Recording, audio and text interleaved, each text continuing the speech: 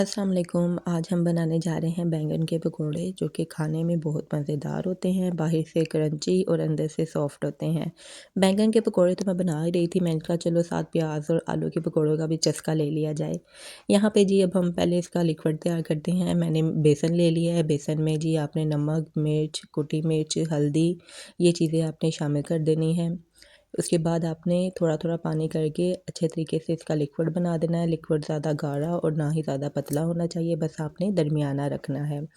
ख़्याल रहे लिक्विड में कोई भी गुठली नहीं होनी चाहिए। आपने अच्छे तरीके से लिक्विड को मिक्स कर देना है। बस आपने इतना ही लिक्विड आपने तैयार करना है। देखिए ना ज़्यादा पतला है ना ज़्यादा गाढ़ा है। इसमें आप बैंगन डिप करके और फिर आप अपने ऑयल में शामिल करते जाएँ। ऑयल मैंने पहले से ही गर्म किया हुआ था।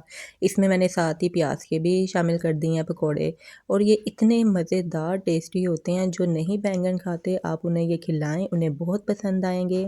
आप इनका कलर देखें माशाल्लाह से कितना प्यारा आ रहा है।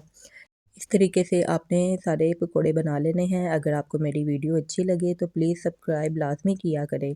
ये आपकी तरफ से हमारा हौसला अफ़ज़ाई होती है। यहाँ पे साथ-साथ मैं बनाती जा रही हूँ और अपनी फ़ैमिली को खिलाती जा रही हूँ, क्योंकि ये चीज़ें गरम-गरम ही खाने में मज़ा आती हैं।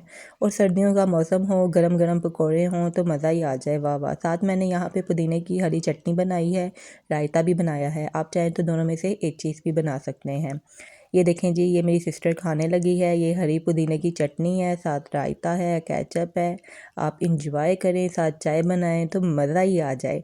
मेरे चैनल को सब्सक्राइब करना मत भूलिएगा। खुदा हाफ़िज़।